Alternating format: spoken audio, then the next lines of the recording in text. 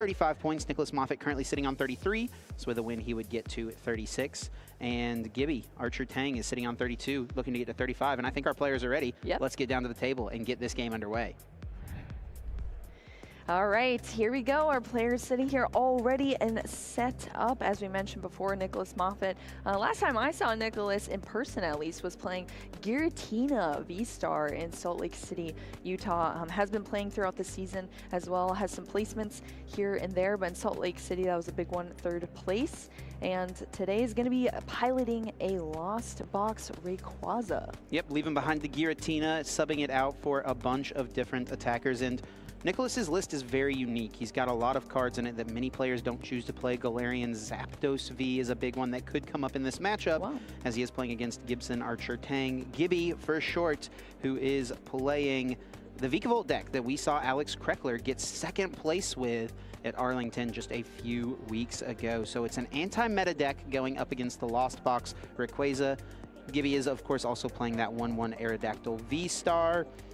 A lot of interesting things going on in this matchup. Nick Moffitt does have the Ice Q, so that's something that could be a factor. Most of Gibby's attackers are basic, though the Aerodactyl V-Star would be something that could hit into the Ice Q. So there's a lot of things that play out. I'm interested to see what strategies both of these players go in with.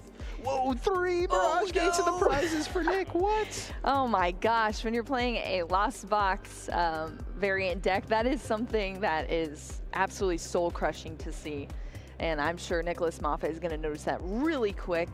The prize cards over here on Gibby's side, nothing too wild, I don't think. Chip, what do you think? Yeah, nothing too bad. 4 Seal Stone's a pretty important card in order to help you fetch one specific card out of the deck. Speed Lightning Energy is a nice little consistency booster, but nothing detrimental. Nothing like 3 Mirage Gates, yeah, which is what we see over on Nick's side. Now, I've been watching a few of Nick's games throughout this tournament, and he is very diligent about checking his prize cards, writing down notes, and checking for which of his 6 cards he does not have access to. So I'm really interested to see when he does his first deck search, what his reaction is to seeing the 3 Mirage Gates he won't have access to. All right, here we go. We have the handshake here, and we are about to get into our Swiss round 15. The last chance these players have to clean up and get these points and get into top 8. Nicholas Moffitt versus Gibby, and we're starting over on Gibby's side here with a Battle VIP pass. So being able to search out 2 basic Pokemon and put them onto the bench. Gibby, of course, already lining up that Vikavolt and that Mew. Yeah, this is going to be a very interesting matchup. Lost Box decks do not like being item locked, which is what Vikavolt is aiming to do. Paralyzing Bolt, dealing 50 damage, and then during your opponent's next turn, they cannot play any item cards from their hand. So that's what Gibby's going to try to pull off on turn 2, get that item lock up and rolling. And the question is going to be, how can Nick Moffitt respond? Yep, and here we go. We see it playing out here. Speed Energy being attached to that Vikavolt there to draw into 2 cards. We're seeing the scoop up net from that Radiant Greninja that was in the active position straight into that Mew to be able to look at these cards and take 1 out as well from the top. Right Going away. real quick here. Yeah, right away going to slam that energy search, fetching this basic water energy. This is an important piece for the deck. Get your water energies down into the discard pile so that you can utilize Melanie. It's a little confusing because this is not a water-based deck, but playing these basic water energy, you know, you can concealed cards once again with this Greninja, and now you'll have access to this Melanie to get you a little extra energy acceleration moving forward. Yeah, huge piece for sure.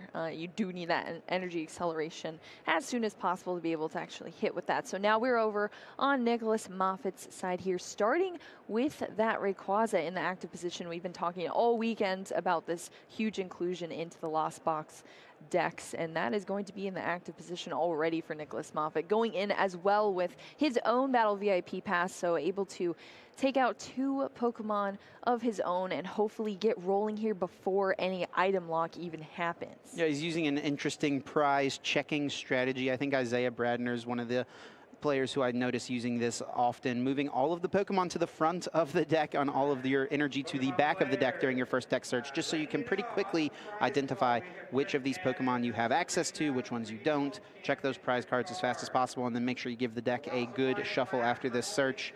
And I think Nick is already holding on to a 2nd Battle VIP pass in his hand. Wow. Well, that's definitely what you want to see. I'm sure what Nick does not want to see, though, is all of those Mirage Gates in the prize cards. Yep. Notes getting written down. Mirage Gate, Mirage Gate, Mirage Gate.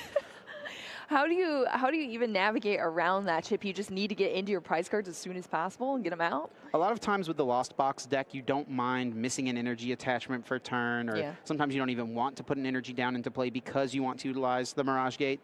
In this instance for Nick, I think that's going to be the key. Try to get energy attachments early as possible, and I like this strategy as well from Nick, utilizing a pretty important card for this matchup, I feel like, that Galarian Zapdos V. With its Fighting Instinct ability, its attack costs 1 colorless less for each Pokemon V your opponent has in play. So if Nick is able to attach an energy for turn right now to the Galarian Zapdos, next turn, if Gibby benches another Pokemon V, that means Nick just needs 1 more energy in order to launch a Thunderous Kick, which would be able to deal in 1-hit KO that Vikavolt V, which is weak to fighting.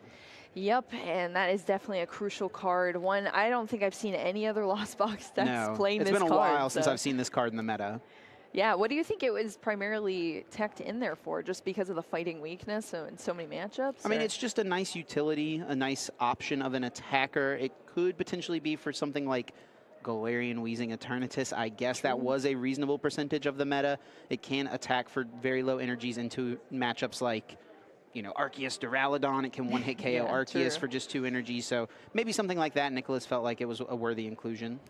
All right, well, it's definitely paying off here so far. So let's start getting some cards into the Lost Zone here for Nicholas Moffitt. We're starting off with the flower selecting. What is it? And it's a Colress and his 1 single Mirage Gate. Those are his, that might be the worst 2 cards he could have possibly seen off of this flower selecting. Does he play this whole game without Mirage Gate until he starts taking prizes? 0 Mirage Gates in the deck as an option right now for Nicholas Moffitt. Of course, before you can even use the Mirage Gate, you do have to get to 7 cards in the Last Zone, but we're already at 3 here, so we're stacking them up, but not having that option is going to be brutal here for Nicholas. So gonna go with that Colress, though. Such an important card in this deck to be able to just draw more cards and get into those options that you need. The pivoting, the discarding to get into the Last Zone. It's super important to be going through your deck. Does need 1 more card in the Lost Zone if he wants to maybe try to attack with a Cramorant this turn, just get a little bit of damage in play. It is a little unfortunate, though, because now, since this Escape Rope has been played, Gibby wisely sends up the Radiant Greninja, which can withstand a hit from an incoming potential Cramorant. Yep, just beefy enough, but now we have 4 cards here in the Lost Zone. Yeah, even as you said, Chip, I mean, there was the ability to, because that Quick Ball, which I think we're about to see played by Nicholas Moffitt here. Quick Balling looks like a Quick Ball to go into the deck and draw out a basic Pokemon. So we'll see what Nick is going for. It might be that Oranguru, eyeing up. I mean, Oranguru, Cram. What else do you think is the option here? Ooh, Raikou V. That's a card. Yeah, that is definitely a card. I mean, and it's something that can hit for a lot of damage. Nick is probably aware of what Gibby is playing. These Vikavolt and Raikous that he's playing over on that side of the table don't have the most hit points compared to Pokemon V-Star and V-Max, so it's pretty reasonable that Lightning Rondo could build up to a knockout, and it's a Pokemon that can attack for just 2 energy. So in combination with Raihan, which Nick is, of course, playing 3 copies of in this deck, it's a pretty good way to respond to an attack from Gibby. Always nice having that fleet-footed ability as well for just extra draw support. So definitely a nice card to have there, and that was going to be drawn. But we're just going to see the pass back over to Gibby here to continue to build up his board state over on this side. Looks like we're going to go with a Trekking Shoes, drawing, and I think it was the Zapdos, and then just keeping the Zapdos. Here we go, the Melanie popping off, putting that water energy onto the Vikavolt on the bench, and then drawing into those cards as well. So in order for us to see this this attack from the Vikavolt, we're going to have to see the pivot out, but the energy's already attached onto that great Radiant Greninja. So we're going to see some item lock in here. Absolutely, and this Zapdos is actually a huge card for Gibby to get onto the bench. This will boost the damage output of Vikavolt, so the Paralyzing Bolt is now dealing 60 damage, which is not enough to KO Comfey. Lightning Symbol does boost that damage by 10, so now Comfey will be at 60 damage on it. Nick does not have the option to heal it. There is no ability to play Scoop Up Net, no ability to play Switch Cart. And so then now that means on Gibby's next turn, he can bench Galarian Zigzagoon, take a knockout, get that prize card, and then start to lock another comfy potentially. Yeah, the loop is being established here by Gibby, and here we go.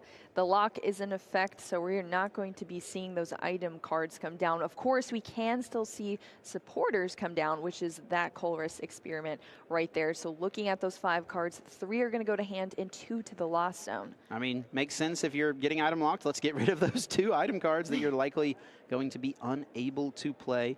Now, while Gibby's deck does focus mainly on Vikavolt, there are other attackers that he may try to utilize at other points. We do see an energy already on Radiant Greninja. That is potentially something that could become a threat. Of course, there's the Raikou as well. So Nicholas needs to be a little mindful, not just throw away the items because he won't have access to them at all, because there's a chance he'll get them at some point. Yep, but here we go. That was a Hisuian Heavy Ball, the Scoop Up Net, and the boss's orders now into the lost zone here. Energy being attached onto that Galarian. Zapdos V with the air balloon attached, so has the pivoting option as well. And just a pass back here to Gibby, who is remaining with the item lock here. And I'm curious to see if we are going to see that play for the knock and a lock. Yeah, this is a little bit of a game of chicken, it feels like. Yeah, true. Gibson, if he takes the knockout on this active, all of a sudden Nicholas can promote this Zapdos and take a one-hit KO on to the Vikavolt pretty easily. So what does Gibby try to do to play around that? Something he could potentially try to do is get an energy, another lightning energy onto this Vikavolt and go for this super Zap Cannon and in combination with the boss's orders and take out the Zapdos. It looks like things are going to get started here though with that Zigzagoon Headbutt Tantrum, and that will take a prize card. Yep, and that is always nice to have. Of course, once you take that prize card, your opponent does have to promote another Pokemon, so we're going to see that happen shortly as well. But it is then still Gibby's turn. Ooh, the promotion of the Rayquaza there on Nicholas's side. Yeah, this is something that can get stuck up here for a couple of turns, and it makes sense. Nick does not want to just send up the Zapdos. It would likely get one-hit KO'd by a Super Zap Cannon. Gibson is going to play the Scoop and Net, re-utilize that Zigzagoon, at least put it in hand so that it can be used later on. And this Rayquaza will be 2-hit KO'd. Actually, it'll be 1-hit KO'd. It is weak to lightning. Can't forget that. Yes. Not something that you really think about with these low HP Lost Box Pokemon, but it is going to be a factor. Thanks to the lightning symbol, it will be a 1-hit KO. Gibby taking 2 prizes in 1 turn. You're also kind of used to Dragon Pokemon not having a weakness, but that is a colorless Rayquaza there. So here we go. Gibby taking those 2 prize cards back over to Nicholas Moffitt here. Of course, promoting up that Galarian Zapdos V. Not a card we see too often, but it's super relevant in this matchup, and I'm sure Nicholas is very happy to have it here right now. So kicking off the turn. Yeah, right away grabs the Galarian Zigzagoon, wants to do some math fixing potentially to be able to reach for a knockout on something like the Raikou V on the next turn. Both of these players having a Raikou on their bench, both of them having an energy prepped on it as well. Also Gibson with that Forest Seal Stone ready to utilize that Star Alchemy V-Star power to search out any combo piece he may need. And Nicholas Moffitt still having to manually attaching onto the Raikou V, and then going in with that fleet-footed, benching that Galarian Zigzagoon to do that Headbutt Tantrum, 10 damage. But now the Raikou V is in the active position. Yep, needs one more benched Pokemon, and he'll be able to pick up the KO, dealing 200 damage. Thanks to the 10 from the Galarian Zigzagoon, that will be a KO. Perfect. On this active. Sure enough, goodbye Vikavolt. Let's hope the Mirage Gates. I think that was at least one, right? Yes, did grab one Mirage Gate out. And this is smart from Nicholas because it preserves your better attacker in the Galarian Zapdos. Use the Raikou now, and then Zapdos can come in and one-hit KO a Vikavolt later on, potentially. That's true. If you have the ability to do it, if all those benched Pokemon are out, you might as well do it. So here we go, back over to Gibby's side. Playing that Luminion V, using the Luminous Sign ability to grab a Melanie out of the deck. Of course, searching out a supporter here. And it's also now the Luminion V onto the bench. Wow, that's a pretty big hand here for Gibby already, and the Melanie is going to be played to add even more cards to the hand. Yep, prepping for that Raikou V to be able to attack. It's Lightning Rondo attack, of course, dealing 20 base damage, and then 20 more for each Pokemon in each player's bench. And we do see an interesting card come down, that Ditto V from the Shining Fates expansion. With its V transformation ability, it allows you to just swap it with a Pokemon V in your discard pile. So all the effects remain on it, right? It's been in play for the same number of turns. So what this will allow Gibby to do is next turn swap into either Vikavolt or Raikou potentially if Nicholas does take a knockout on this Vikavolt. And we're setting up for a very fast-paced game here where it's going to be these players have gotten set up. Now they're just trying to attack, attack, attack. Yeah, that Ditto is such a cool card, and it's a little scary too. Eyeing down, you don't know what it's going to transform into, and then it just pops on the board. So that's definitely cool to see. But yeah, these players are going real quick, so comfortable with both of their decks that they're playing. Of course, checking the discard here on Nicholas Moffitt's side. You want to make sure you're keeping track of what your opponent is doing, what resources they have used, because that all plays into your strategy. So yeah, Gibby already, he's down to 2 prize cards here. Down Such a to quick 2 match. prize cards. Yeah, I mean, Lost Box is normally a deck that likes to draw the game out. And honestly, Vikavolt, a deck that similarly likes to play longer games often enough. But it just seems like in this matchup, it's going to become a contest of players being able to just KO, KO, KO, who's able to be the aggressor and who's able to stay ahead. And right now, that looks like it's Gibby in the driver's seat. I know, it's a totally different variations than we see both of these decks usually being played out. It looks like 2 different decks completely than what we usually see. Very interesting deck choices as well for the weekend, just in general, because these guys are both kind of playing anti-meta strategies. Obviously, Gibson's deck is very similar to what Alex Kreckler played, maybe almost identical to what Alex Kreckler played to second place in Arlington. Nicholas Moffitt with a little bit of a twist on the Lost Box strategy.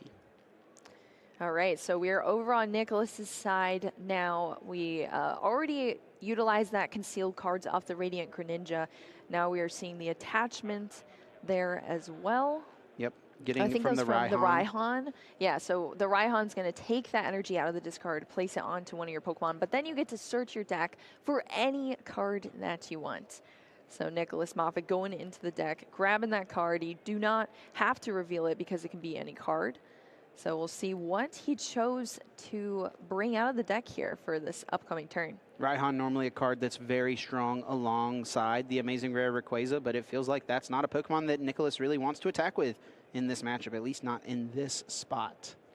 Yeah, and it's gone too. It's in the discard pile already. Yeah, and the other one's in the lost zone, yep. Oh yeah, exactly. Oof. All right, here we go. So we're going to see that Oranguru come down the Primate Wisdom to switch a card from hand to the top of your deck, and then you draw the card that was on top of your deck. We're going to see a scoop up net to scoop that Oranguru back up. If it's played back, the ability can be used again. Oh, another scoop up net to grab that Zigzagoon. What's happening here, Chip? What's playing out? Yeah, what Nicholas is trying to do is he's trying to keep as few Pokemon in play so that the damage output of Gibby's Lightning Rondo is limited.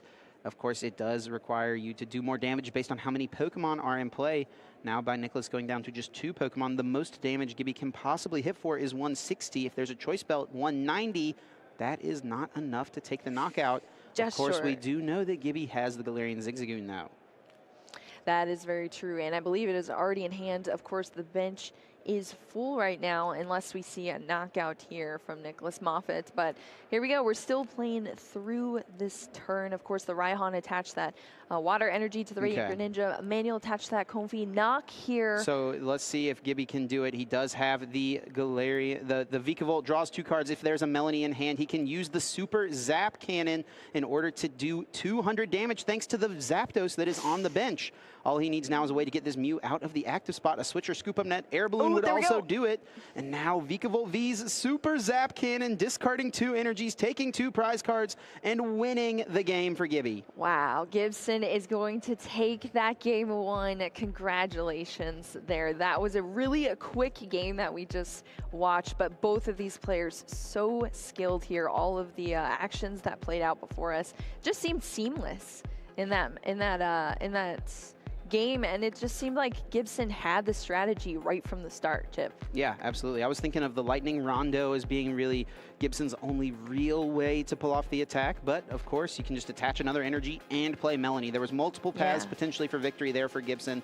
And the big story as well, I think, is that neither of these players playing many disruption options. So both of them are just going to be able to build up large hand sizes And so for that reason, they're going to have access to all sorts of different options in the late game, which is exactly what happened there for Gibby as he was able to close it out. So it really feels like this matchup is just get ahead and stay ahead. Be as aggressive as you possibly can.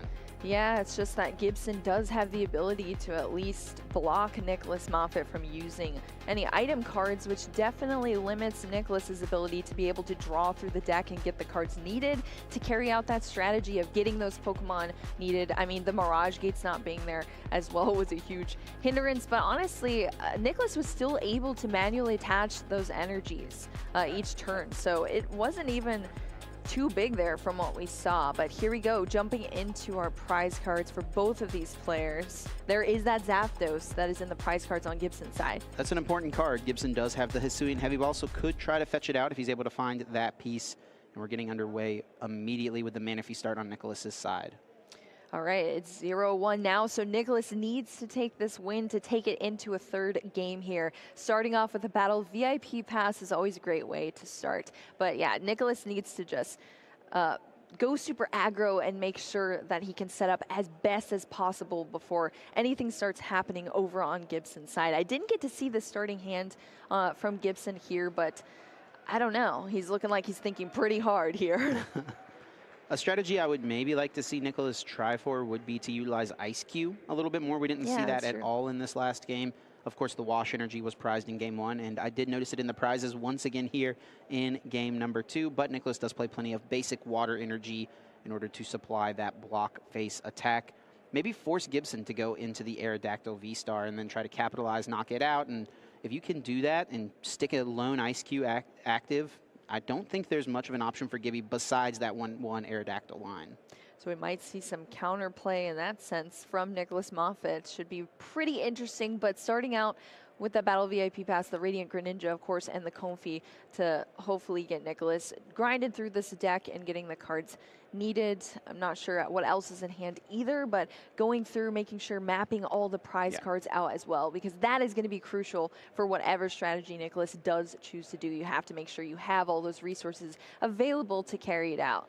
Yeah, knowing your prize cards is very important for any Pokemon deck at the highest competitive level, but it almost feels the most important for these Lost Zone Rayquaza decks. True, yeah. You have so many different types of energy, so many moving pieces, so many ways that you need to interact with the Lost Zone, the discard pile with Raihan, Mirage Gates, Colress, Comfeys, so many switching cards, and knowing what you have access to and what you don't is absolutely vital to your potential success. Yeah, especially when you prize 4 energy cards, you know? Yes, That's pretty rough. So, yeah, that is definitely huge here. So Nicholas making sure to take all of the time in this matchup, but we will see what else gets to be played out here. Of course, we do need to see a pivot card here to get that Manaphy out of the active so we can start seeing some cards going. And here we go, concealed cards. Let's see what it brings us. Quick Ball and Raihan.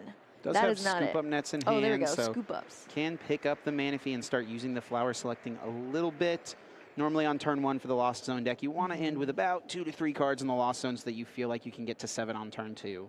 Yeah, it's also nice to be utilizing your scoop up nets to scoop up those Comfeys. Yeah, as not well. Manaphy yeah, ideally, not a Manaphy. but sometimes it's what you have to do. Oh yeah, and that is definitely what you have to do if you're Nicholas here. But we do see another Battle VIP Pass go to the hand, putting that 1 water energy into the Lost Zone here from Nicholas. So at least we're going to see more Pokemon come out. This, again, is a huge part of the strategy for Nicholas. Get these attackers out, start manually attaching the energy to be able to get the early lead on the prize cards, as well as if you're getting item locked, you need to make sure you're using all of your items as soon as possible. And with Gibson going second, that's what his goal is going to be. Try to go for the turn 1 item lock, ideally. Get a lightning energy, a speed lightning, or a basic onto the active, and then go in with a Melanie if you can find a way to discard a water energy and get the turn 1 paralyzing bolt. That's your main strat. All right, so we're going to see that second scoop up net, scooping up at least that Comfey there. Another Comfey flower selecting. So we are going to see 2 cards go into the Lost Zone here. That Oranguru going into the Lost Zone. So goodbye, Oranguru. You're never coming back here. Comfey being placed back down onto the bench as well. Still has an escape rope. Is going to opt to use it to go in with another flower selecting Mirage Gate. Debating between the Mirage Gate and the Rayquaza. It seems pretty tough to use Rayquaza in this matchup. especially if you're getting item locked, right? You're not going to have access to the Mirage Gates. True. So keeping the Mirage Gate for now. So if there is an opening, seems maybe a little bit better, but it's kind of a tough call. Regardless, does have the energy and the Ice Cube in hand, so could bench the Ice Cube and attach an energy to it, as we do see it being brought to the front. I have to imagine Nicholas is at least thinking about it, but may value the attachment on Zapdos a little bit more so that you can threaten the Thunderous, that big kick attack there on turn number 2. Absolutely, and you really have to be thinking, you know, you're playing for the worst too. Oh, we did see the quick ball there to throw that Ice Cube. Yeah, it's gone now. So we're going back into the deck, grabbing that Lumineon here on Nicholas's side, but you're pretty much prepping to guess that Gibson is going to have everything needed in hand to be able to item lock you. So you want to be playing to all of your outs as soon as you possibly can. That might not even be the case. Gibson might have a totally dead hand. We don't even know at this point. But Nicholas needs to make sure everything is lined up in this turn. It's so crucial. Nicholas, by playing the quick ball here, is playing around the turn 1 item lock from Gibson, because now that Lumineon is in hand, so if you can't play item cards, you can at least bench Lumineon, use Luminous Sign, and go get yourself a supporter to make something happen. Yeah, that is definitely an out that Nicholas is focusing on, which I think is a really good plan here. So here we go. We're shuffling up the deck on Gibson's side. Let's see if there's any more cards Nicholas might want to play during this turn. This has been a super long turn 1. It almost doesn't feel like a turn 1, but those 2 battle VIPs are still right there, already been used on Nicholas's side. So yeah, I don't know. I think the debate is just, where does this energy go? Do we attach to Zapdos for turn? Do you maybe need to pivot out with the Comfey? Outside of that Lumineon, Nicholas's hand is really not that strong. Yeah. Maybe wanted to hold off on the energy so that he could utilize Radiant Greninja, but for now it will just be the energy onto the Zapdos, and we're going over to Gibby's turn. Yep, and Gibson starting off with that Mew at least being placed down onto the bench. Here we go. Speed, Lightning, Energy. Does find the Energy Surge. Wow, here we go. Energy Search. That Trekking Shoes came in very clutch there. Also having the option for the Mew is nice as well, depending on what else is in hand here for Gibson, but already getting off to a great start. Yep, needs a way to discard this energy and also needs to get Melanie. Looks like it's going to be a switch cart into Mew potentially, and a Mysterious Tail incoming. All right, let's see what we can find off of here. Do we see it? Does see an Ultra Ball. That can go get Radiant Greninja. Very nice. That can also just discard the water energy, and I think there is already a Lumineon in hand to fetch out the Melanie. Actually, there's already even a Melanie in hand. I was about to say Lumineon's going can down hit the discard here. pile, yep. Yeah, very nice. All right, so that Ultra Ball getting the water energy, which is much needed in the discard pile to be able to utilize that Melanie, attaching the water energy onto a V Pokemon, and then drawing into 3 cards as well. Radiant Greninja coming down here for just extra consistency within this turn for Gibson. Everything is playing out very well here, and that's exactly what Nicholas Moffitt was preparing for. I think the one thing Gibson would like to find here would be that Zapdos, which we know is in the prize cards. So if he wants to find it, it's going to have to be through that Hisuian Heavy Ball. Let's see if he can find that one piece.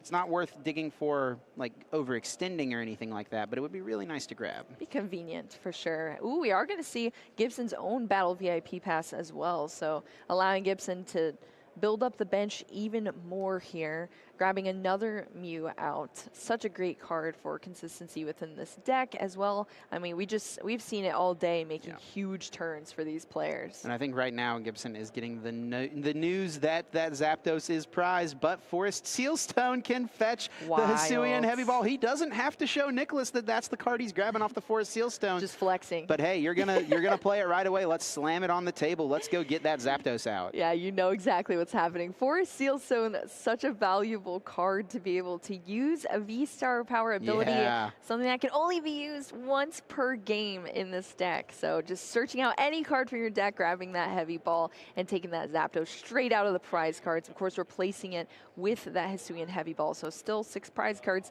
there for Gibson. But that was a huge play there, Tip. Yeah, we're doing a little dance here with the prize cards, mixing them up a little bit. Now Gibson only needing a switching card to get this Mew out of the active spot. I do think I saw a Scoop of Net in hand, so if there's a couple switching cards, we could still see another Mysterious Tail being used. For now, it's going to be concealed cards, drawing 2 more. All right, there's a lot of this turn that can still be had, but we're just going to see that Vigavolt come up into the active position, and we are starting that item lock here. Yeah, and things slow down for Nick as he draws his card for turn. He knows that this is an awkward spot. He cannot realistically respond this turn. He does have Luminion to go fetch a Colress potentially. The annoying thing as well, though, for Nicholas is the fact that it's not easy for him to utilize his Rhyhons whenever his opponent is going to be taking a prize using Galarian Zigzagoon most likely next turn. Yeah, because you do have to, well, I don't remember the exact wording of Rhyhon. It might be if your opponent took a knockout during their turn. It is that, yeah. So there's been so many of these, like if your opponent took a knockout, if they took a knockout with an attack. I think as long as a Pokemon goes down, you can still utilize Rhyhon. So there is at least that, but that's just going to be a pass back to Gibson here. So now we're back over on Gibson's side. Looks like debating the training court stadium coming into play potentially. Yeah, might not want to give that to Nicholas. So I think that's why we're seeing Gibson hold off on it. Yeah, that's true. We'll put it down though. Here we go, and just throwing that energy back into the discard pile with the concealed cards off of that Radiant Greninja to draw into 2 more cards. Stacking up the hand here, as we said, neither of these players really play any disruption, so both of them are going to be stacking up cards. The only thing is, Nicholas can't play any items, so that is a huge downfall here on that end. But we're going to see a boss. Okay, bringing up that Radiant Greninja and dealing 120 damage to it. Gibson did not have access to that Galarian Zigzagoon, but this will put damage on 2 Pokemon, so there's a chance for like even a 3 prize turn for Gibson potentially. Yep, and going after that Pokemon that is definitely adding to the consistency as well for Nicholas. So losing that would also be huge there on Nicholas's side. So what can we possibly see? It's just going to be a pass here from Nicholas Moffitt back over to Gibson's side. That Vikavolt is pulling so much weight in this matchup. Ooh, are we going to see that secret rare escape rope? Yeah, it looks like there's a little bit of a discussion going on. It looked like Nicholas said pass and Gibson drew for turn, but... Oh, yeah, I did see the hand motion, but I think maybe Nicholas was just... Oh, I think maybe he was thinking? Yeah, he, potentially. I see our players so many times, like, kind of using a hand motion of what they're going to be playing out throughout the match. Like, but that did definitely look like it's it was very extended. reasonable for Gibson to have interpreted Nicholas's motion as a pass, but I understand Nicholas was not necessarily intending that to happen. So we got a situation here where Gibson drew a card that he should not have if it is the case that Nicholas was not intending to pass.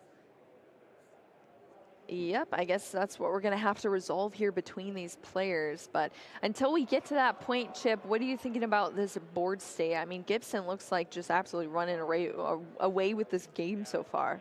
Yeah, I mean, he's in a very good position. Nicholas just doesn't have much going on. It's pretty much just on, does Nicholas want to use the Luminion or not? He did choose to not use it on the last turn. So that makes me think he's holding off for a Rhyhon and wants to save the Luminion for later. Maybe doesn't want to put that Lightning Weak Pokemon in play. Could be a consideration. Yep, there's tons of possibilities here.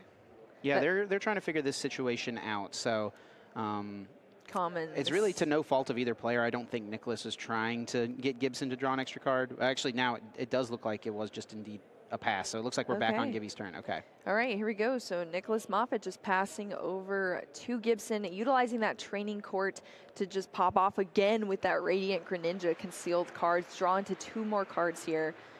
Stacking the hand so much, going in with a quick ball, discarding the water energy to grab. Here we go, that Galarian Zigzagoon coming down and taking that knockout on the Radiant Greninja in the active position there. So that is going to be a prize card for Gibson off of that. And it is still Gibson's turn here, promoting the already damaged Comfey into the active position. But we're going to see that escape rope come into play. Mew promoted on Gibson's side to be able to go back into the deck. And I do think he has found a scoop up net here. This could be an option to scoop up net the Zigzagoon, put another damage counter on the Comfey, take 1 more prize. Looks like it will for now be an air balloon to retreat this Mew. Manaphy is weak to lightning, so that is something that will be KO'd by a paralyzing bolt. Oof, poor Manaphy going down. Too young, I swear.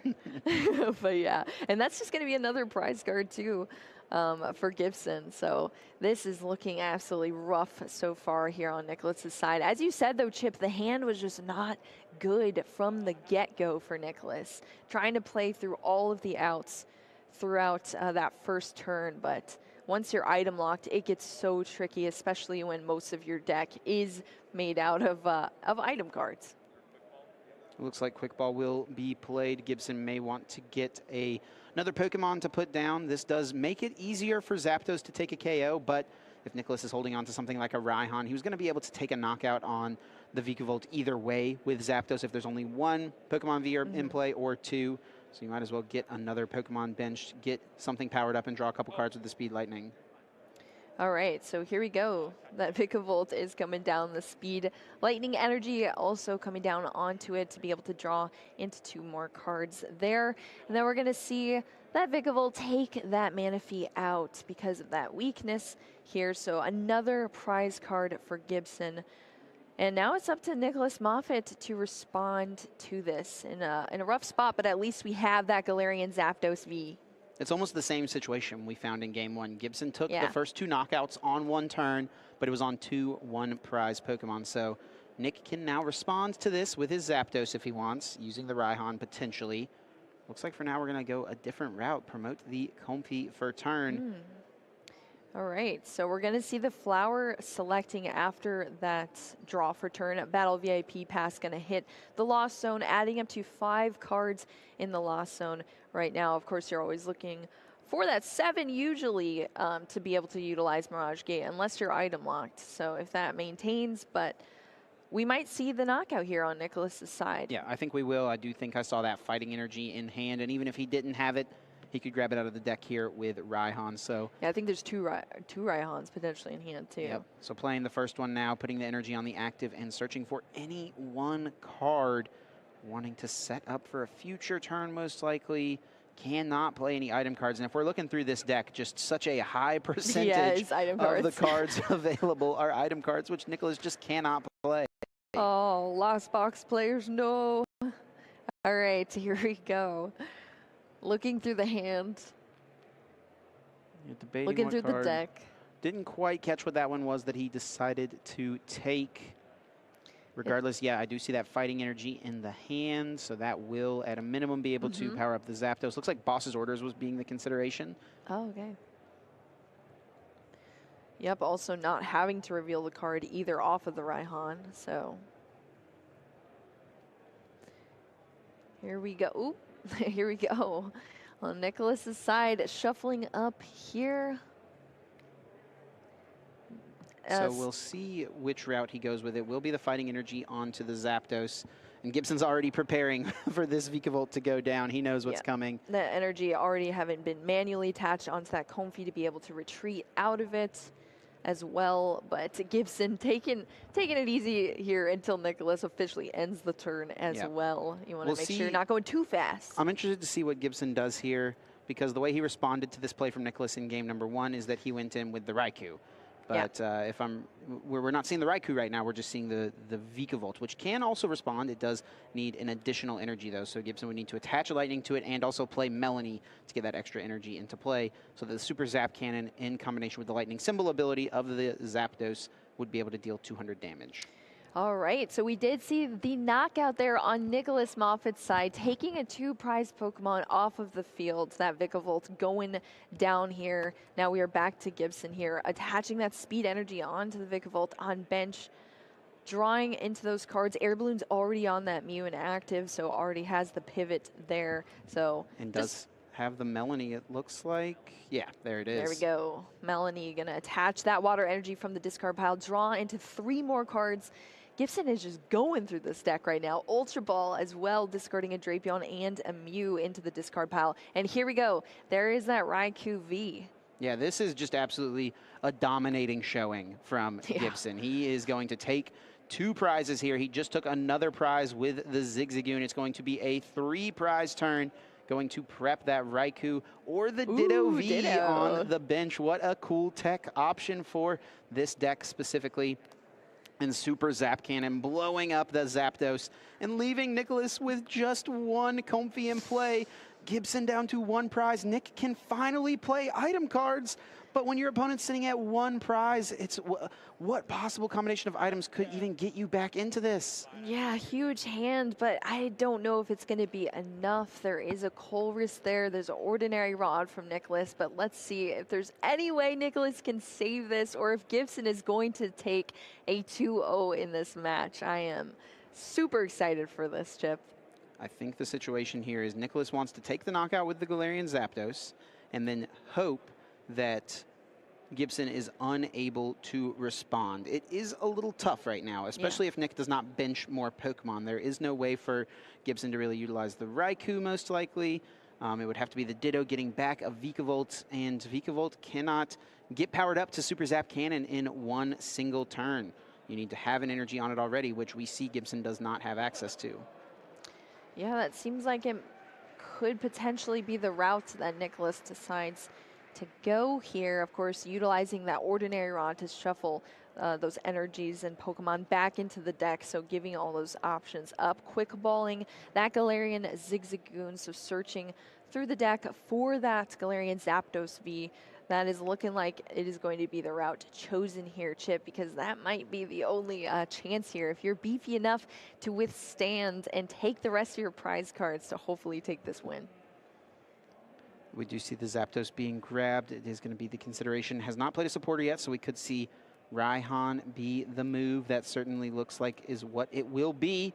Needing just 1 more energy now on this Zapdos thanks to Fighting Instinct. Yep, that is huge. Raihan, such a great card. If your Pokemon was knocked out on the last turn, you're able to utilize it, attach that energy from the discard pile, and go back in your deck for anything you want. So, huge card. Not only accelerating, so Nicholas still has the attachment for turn as well. I don't think has done flower selecting either, potentially. I don't think so, no, and is debating what to grab here off the Raihan. Looks like Boss, Mirage Gate, and Comfey are all being considered, and Water Energy being placed down. Does need 1 more energy on this Zapdos in order to attack, and a way to move the Comfey from the active. Now, if I'm Nicholas, I'm definitely trying to not bench any more Pokemon if I can avoid it. If you can avoid putting more Pokemon in play, make it as difficult as possible for Gibson to get to the KO with a Raikou. If you can prevent that, you actually have a shot to get back in this game in a spot where it seemed like Gibby was just way too far ahead. So what Nicholas's play is going to be here is try to knock out this Zapdos, or with the Zapdos, try to knock out this Vikavolt, leave as few Pokemon in play, and then next turn, bring up the Ditto V or whatever the Ditto V turns into and knock that Pokemon out to close out the game. Yeah, that's, I mean, that seems like that is going to be the route for sure. And when you can limit, like you said, Chip, limiting your bench as much as possible so that Gibson doesn't have a response to that, that's going to be the best plays, looking like what it's going to be here from Nicholas. Here we go, Galarian Zapdos V hopping into the active position here. A scoop up net from that Comfey. Nothing is being benched back down. This is Nicholas's last hope here in this match to make things happen. Take these 4 last prize cards. Yeah, Zapdos and here we go. There's 2. Bust. There is 2 prize cards for Nicholas Moffitt, going down to 2, and let's see if Gibson has some sort of strategy to get out of this. The wheels are turning. He's really thinking through this spot. I think we did see, oh, he's going to bring back the Vikavolt for now. Maybe force Nicholas to have another energy, but that training court in play lets him just get it. All right, energy attachment onto the Vikavolts. Looks like a Hisuian Heavy Ball being played off screen there real quick. Yeah, they're like, move the discard onto the field. Makes it much easier for us casters, for sure. Hisuian Heavy Ball coming down here. Ultra Ball being played to discard 1 Mew.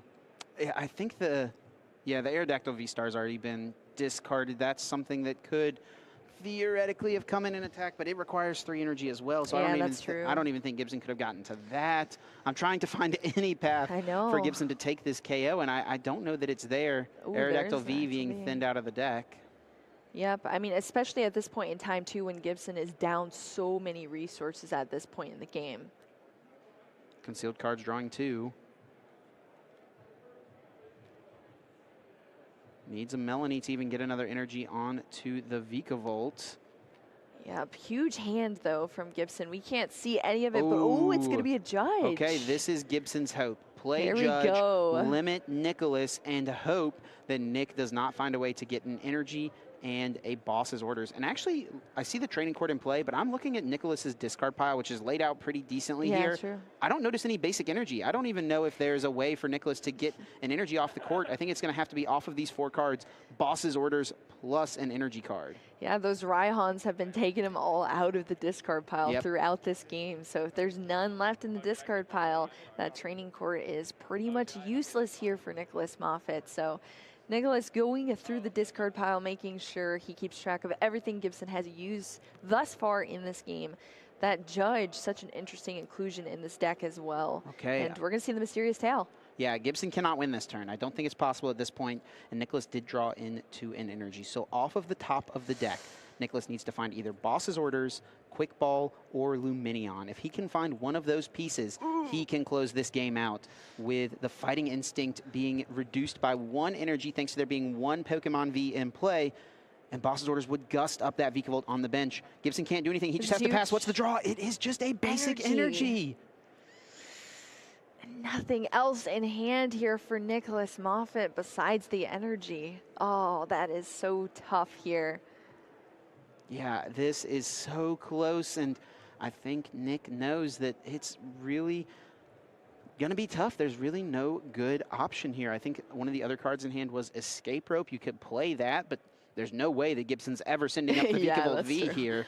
Maybe play it and just hope Gibson can't switch whatever Pokemon he promotes. That is very true. Oh my goodness. That Judge has just thrown a wrench in Nicholas Moffitt's plan here. And he was prepping his hand up with the Raihans, right? Keeping cards in hand, trying to make sure he had plays available. And so Gibson identified the correct time to play that one of Judge. Yep, here we go. The energy being attached onto that Galarian Zapdos V. I think the only play for Nicholas is to play Escape Rope and pass, but that doesn't even work because the training court is in play. Oh, no, yeah. You got to play Escape Rope and hope Gibson decides to send up Zapdos with 2 Retreat or something like that. That is very true. Oh my gosh, this is definitely coming down to the wire here, Chip. We're just going to see the knockout there on that Mew. 1 more prize card down for Nicholas Moffitt, but it's back over to Gibby's side, and here we go. Here's the Melanie. Yep, Melanie will get the water energy back. Training court can get the lightning back. Super Zap Cannon KOing Zapdos, and Gibson Archer Tang gets to 35 match points, locking up a spot here in top 8. Wow, that is huge. Everything was on the line here for Gibson, and he's taking the win from that match, locking his spot into top 8. I'm sure he feels so happy right now. Of course, Nicholas Moffitt with an amazing showing as well, being locked from item cards and still utilizing every single aspect of his deck to get through that match as best as possible. And it was so close, Chip. It all came down to that Judge. So unfortunately for Nicholas Moffitt, not going to be getting into that top 8, but still such an impressive showing. I'm sure his turtle at home, Cargo, is rooting for him and very happy with his performance. Yep, well done, Nicholas. Still going to be at least a top 32 finish, I would imagine. Probably going to be 16, I guess. He's sitting at 33 match points. Probably going to be good enough for the top 16, so still an incredible finish. Going to come away with $500, a bunch of championship points as well. That's pretty nice. But Gibson going to be moving forward into the top 8, which is really what all these players are playing for, wanting to get into that top 8, get into the single elimination, and play for a chance at a regional title. Yeah, especially with that deck as well. Like you were saying, Chip, it is very much off meta, and because it did take a 2nd place at the last event as well, I'm sure that people were preparing to see more of it. So the fact that Gibson has gotten through not only day 1 matches,